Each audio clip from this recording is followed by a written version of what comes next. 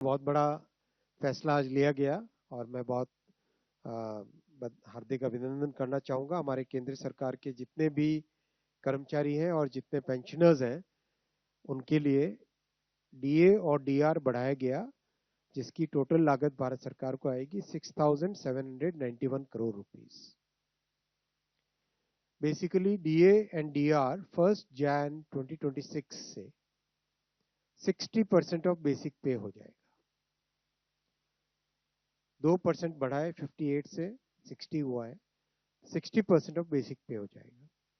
Total करीब 50 lakh employees हैं और 68 लाख पेंशनर्स हैं भारत सरकार के। इन सब के लिए बहुत बड़ा ये बेनिफिशियल अवार्ड रहेगा। इसका financial implication 6,791 crore rupees per year आएगा, करोड़ रुपए के। इन सब के बारे में एक एक करके बताऊंगा आपको। भारत मैरीटाइम इंश्योरेंस पूल जो शिपिंग सेक्टर के लिए है, हमारे जितने भी सेंट्रल गवर्नमेंट के कर्मचारी साथी हैं उनके लिए डीए और डीआर बढ़ाया गया है। डीआर पेंशनर्स के लिए, डीए एम्प्लॉयज के लिए। प्रधानमंत्री ग्राम सड़क योजना को 3 साल के लिए, योजना 3, इसको आगे एक्सटेंशन किया गया है। फिर 2 रेलवे के प्रोजेक्ट्स हैं, गाजियाबाद से Sitapur 3rd and 4th line और राजमंड्री से Visakhapatnam 3rd and 4th line. तो अगर हम देखें तो इंश्योरेंस का एक बड़ा फैक्टर जो इस वेस्ट एशिया कॉन्फ्लिक्ट के टाइम में समझ में आया दुनिया को कि इंश्योरर्स और री इंश्योरर्स वहां जाने वाले, वेस्ट एशिया में जाने वाले शिप्स को इंश्योर करने के लिए तैयार नहीं है। तो इसमें ये शिप ओनर है, उसके पीछे इंश्योरर और उसके पीछे री इंश्योरर और उसके पीछे सॉवरेन बैकस्टॉप। अगर इस तरीके से देखें तो ये व्यवस्था की गई है इस प्रोग्राम के तहत।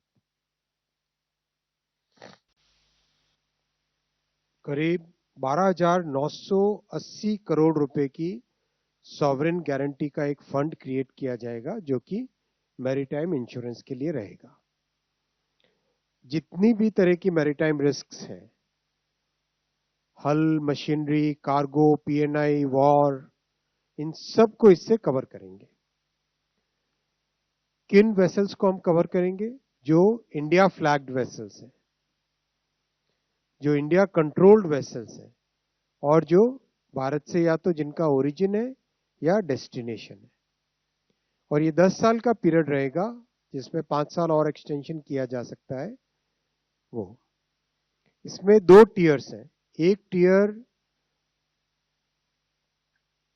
जो शिप ओनर्स हैं और दूसरे जो ऑयल मार्केटिंग कंपनीज हैं, ओएमसीज हैं, वो लोग एक म्यूचुअल रिस्क इंश्योरेंस का एक फंड वो लोग कंट्रीब्यूट करेंगे और उसके पीछे जीआईसी और भारत सरकार, वो दोनों जीआईसी री इंश्योरेंस, वो दोनों मिलके उसको बैकस्टॉप करेंगे, उसके कंप्लीट री इंश्योरेंस को और ज्यादा उसमें मजबूत करेंगे। बहुत बड़ा इसका लाभ होगा। सबसे बड़ी बात, जो हमारी डिपेंडेंसी फॉरेन इंश्योरर्स पे है वो इससे कम हो जाएगी। और जिस तरह से भारत की जीडीपी बढ़ रही है, भारत आगे आर्थिक दृष्टि से एक मजबूत ताकत की तरह उभर रहा है, तो हमारी मैरीटाइम ट्रेड बहुत बढ़ने वाली है आने वाले समय में। उस हिसाब से भारत की तरफ से भी एक री इंश्योरेंस की सुविधा, एक री इंश्योरेंस की फैसिलिटी जरूरत थी। अभी री इंश्योरेंस प्रैक्टिकली एक लंदन में और दूसरी स्विट्जरलैंड में, ये 2 जगह पे सारा उनका फोकस है। वहां से बाहर निकल के भारत एक उसमें जुड़ेगा।